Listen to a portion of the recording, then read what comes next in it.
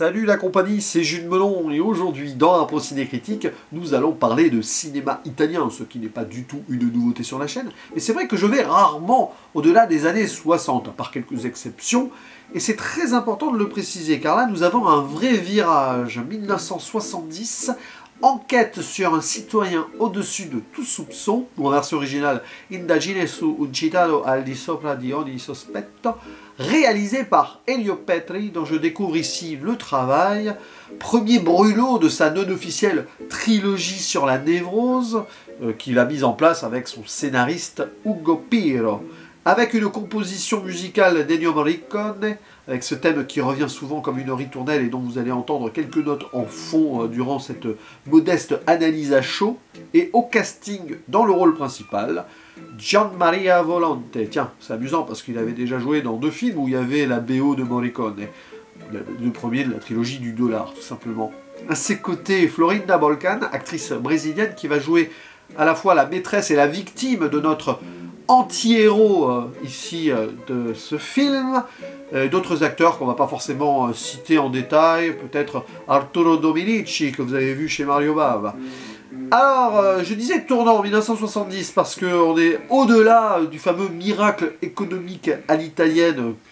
On commençait déjà à ressentir les effets néfastes de cette fin de période dorée, avec beaucoup de mouvements de protestation, etc. Et nous avons ici du cinéma éminemment politique et engagé, qui ne va pas être tendre avec la police locale. D'ailleurs, Elio Petri direct l'a précisé, directement peut-être à la sortie ou peu après, qui fait volontairement, oui, là, un film anti-police, réglant certains comptes avec cette autorité qui, selon lui, a fait vraiment n'importe quoi depuis 25 ans, depuis la fin du fascisme, prolongeant indirectement celui-ci dans une démocratie en forme de mascarade par les actions des forces de l'ordre.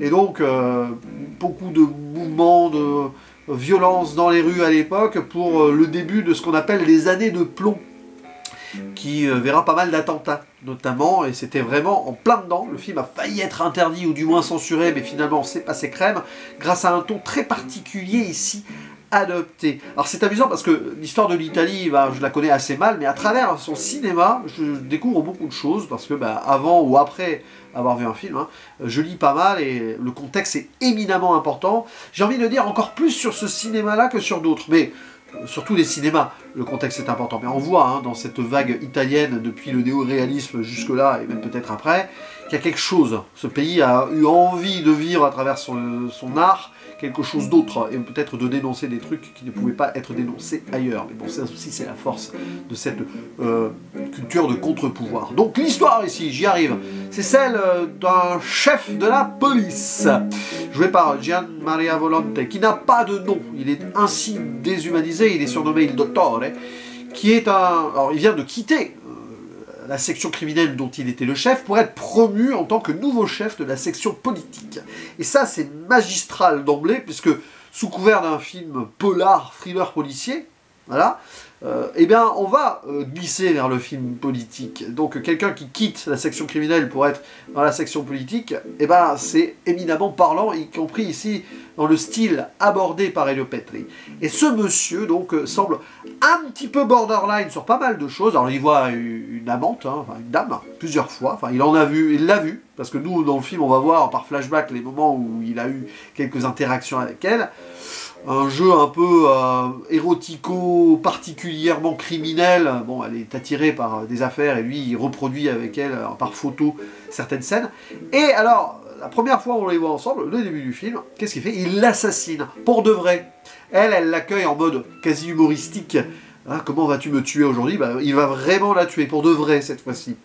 Et derrière, c'est au moment où il est promu, il va récupérer les bouteilles de champagne, après le meurtre, et fêter cela avec sa section pour sa nouvelle promotion. C'est assez d'emblée cynique et violent dans le propos.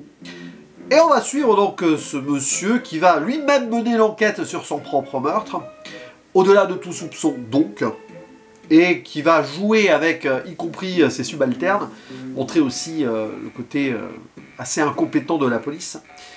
Et avec son jeu de pouvoir, il va dominer les choses. Mais c'est beaucoup plus subtil dans la deuxième partie, puisqu'on va voir un personnage double. C'est entre sadisme et masochisme d'une certaine manière. On est dans une névrose, d'où la trilogie de la névrose.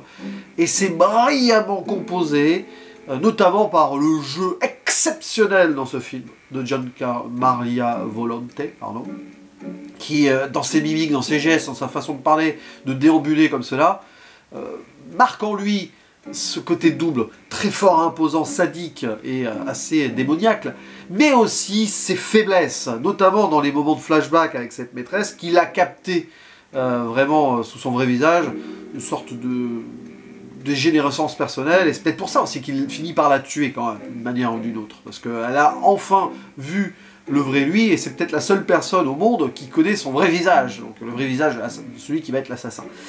Et ce qui est terrifiant dans ce film, c'est que, on le voit, il y a un côté un petit peu décalé, à un moment, y compris au niveau de la musique qui apparaît, vous la prenez à part, c'est entre vieux films noirs et côté un peu loser d'un personnage de ce qu'on a pu avoir par exemple dans certaines compositions de western spaghetti. C'est assez fort ça, parce que c'est un personnage donc doublon qui va se décomposer sous nos yeux aussi, y compris dans le présent, pas que dans les flashbacks. Et c'est une façon très forte et marquée donc, du duo réalisateur-scénariste de nous montrer aussi que derrière une forme d'autorité en apparence de tout soupçon peut se cacher les pires personnes. Et donc ce jeu-là va faire qu'à un moment, est-ce qu'il va finir par être incarcéré, enfin rendu coupable de son crime? J'en en dis pas plus pour l'instant, je ferai une mini-zone spoiler pour la fin. Il y a une subtilité remarquable qui va jusqu'aux dernières scènes, au pluriel, il y a deux scènes qui se croisent en fait. La dernière scène et sa conclusion, si on veut, qui renvoie d'ailleurs au début. Voilà, une histoire de barreau. Voilà, le début, c'est ça, c'est notre personnage, il dottore, face à une grille. Donc, il est du bon côté de la grille, donc c'est lui l'autorité. À la fin, c'est un volet, un store, qui va l'enfermer derrière. Et il y a cette idée de double, quoi. Vous connaissez les stores, on voit un peu à travers, c'est flou, parce que ça laisse passer que un certain moment de perception du regard. Il y a cette idée-là, en fait. C'est-à-dire que le film, avec sa boucle, nous met donc en perspective globale ce personnage très ambigu, très complexe. Dans un film qui l'est, d'ailleurs, c'est pas facile de rentrer dedans. Surtout au moment où il y a le premier flashback. C'est-à-dire que, attention, soyez attentifs, ne perdez pas 5 secondes du métrage, parce que vous pouvez très vite décrocher parce que vous n'avez pas saisi la subtilité d'un changement de point de vue ou de perspective.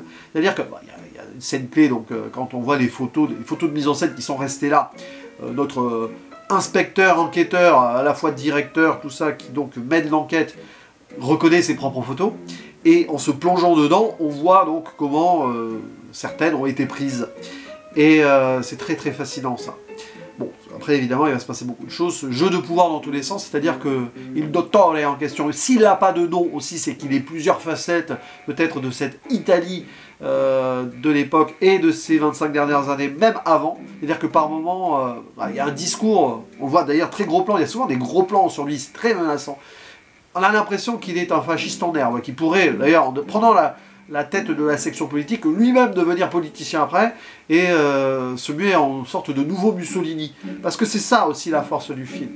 À une époque où l'Italie pouvait rebasculer dans une forme de fascisme, d'une certaine façon, alors que la République était là, le miracle économique étant terminé, ça pouvait mal se terminer. D'ailleurs, il y avait beaucoup d'opposition extrême-gauche, extrême-droite dans les tensions. Et en fait, quand vous voyez ce film, c'est quand même encore beaucoup d'actualité sur beaucoup de points. Il n'a pas si vieilli que ça, 55 ans après, c'est grandement flippant même. Bref, cette idée que dans ce dialogue-là, le fascisme n'est plus là depuis donc 25 ans après au moment de la sortie du film. Mais Petri et donc, j'ai oublié le nom de Piero, le duo là, montre que c'est en sous-jacence présents dans les forces de l'ordre qui sont plus proches d'une certaine forme de fascisme, donc on va dire excusant certaines choses d'extrême droite en fustigeant de suite l'extrême gauche, ici l'anarchisme. Quand je vous disais que toute ressemblance avec des faits réels actuels, peut-être même dans notre société française, n'était peut-être pas fortuite. Alors je dis cela parce qu'au début ça commence comme ça. Ah oui, c'est purement fortuit, pas du tout. On voit même l'ironie d'un film qui a une dose d'humour quand même, mais c'est un humour glaçant et cinglant, derrière ce cynisme et cet absurde aussi, absurde total de cette fonction policière qui en fait ne fait que protéger les criminels au final, plus ou moins directement d'ailleurs par incompétence ou par jeu de pouvoir, de corruption ou de chantage. Et d'ailleurs ça se termine sur du Kafka en citation. C'est pas anodin, sur l'absurdité de la loi de la justice, selon qui rend la justice, peu importe ce qu'il fait. Le jugement humain n'a pas sa place. C'est ça qui est violent, parce que bon, c'est une époque en plus où le film est sorti en pleine vague d'attentats, enfin il y avait des attentats, qui depuis ont été quand même visiblement mis du côté de l'extrême droite, ça a été plus ou moins prouvé. Même s'il n'y a pas eu d'accusation directe, il y a eu quand même des comptes rendus qui font que. Mais alors, évidemment, la police avait fustigé l'extrême gauche à l'époque.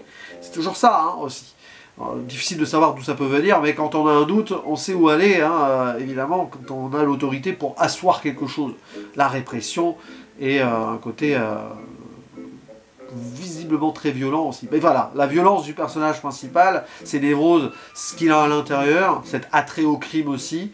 Alors la pauvre femme, enfin Augusta Terzi et tout, elle est victime de cela. Alors il y a son mari aussi qui va être le premier suspect parce que sur la fin du mariage, il aurait avoué son homosexualité, ce qui montre aussi que l'Italie conservatrice va très vite mettre certaines choses au pilori pour justifier des crimes, alors que c'est complètement injustifiable ce point-là.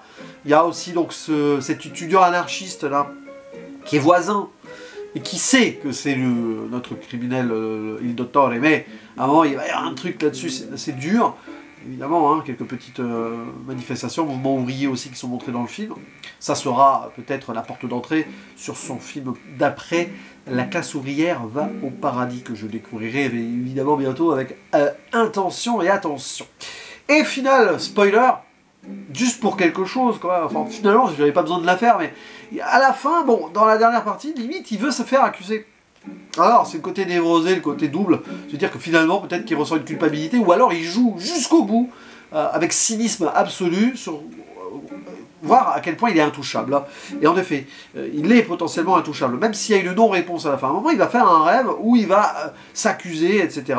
Il y a le jeune étudiant anarchiste là qui, clairement, sait que c'est lui, il le dit, mais il le libère en mode... Je vais jouer avec ça, on va voir jusqu'où ça peut aller. De toute façon, on t'écoutera pas. L'autorité avant tout. C'est-à-dire qu'il est totalement à l'abri par son rang de chef de la police. C'est ça qui est terrible. Et à un moment, donc, il va imaginer, à travers une sorte de rêve cauchemar, qu'il ferait des aveux, mais que en face, l'autorité dirait non, mais vu votre position, c'est pas possible. Et donc, ils vont à tout prix essayer, non pas de tirer des aveux, mais de lui faire dire que non, il est innocent. C'est vrai, c'est le jeu inversé absolu, quitte à lui faire signer des aveux d'innocence. Voilà, et ça c'est un rêve, on est dans l'absurde surréaliste, mais en fait c'est pas si idiot que ça pourrait presque être réel, et il se réveille, et c'est là, après avoir envoyé une lettre et tout, où il se dénonçait, où débarque chez lui vraiment la section policière. On le voit s'incliner derrière les volets, je parlais des stores là, qui faisaient écho avec la première scène. On ne saura pas du coup s'il finira par être arrêté, ou si au final... ce qu'il a vécu dans le rêve, c'est ce qu'on va lui faire, quoi. C'est-à-dire qu'il va devoir se taire, quand bien même, parce qu'il est là où il est. Il ne faudrait pas de scandale sur la police. L'important étant d'affirmer plus l'autorité que d'avoir la vérité de la justice. Fin de la zone spoiler, c'est un film fort, qui est complexe sur pas mal de choses, y compris psychologiquement, mais arrivé au bout, tu ressens sa grandeur. C'est pas forcément...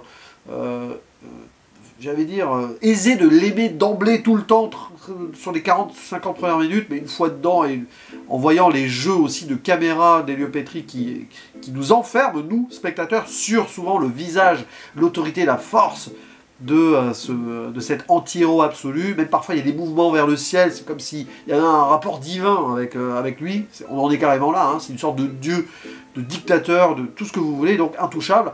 Et ben c'est plein de froideur, c'est plein de dureté. Et tant et si bien que tu le sais aujourd'hui, c'est pour ça qu'il y a un écho global avec nos sociétés de toute façon. Si tu as de la puissance, tu es souvent impossible à faire tomber, même si tu as créé et commis des choses graves. Donc, à réfléchir, à méditer, comme on dit. Allez, n'hésitez pas à dire en commentaire ce que vous pensez de ce film. Quant à moi, je vous dis à la prochaine. Ciao!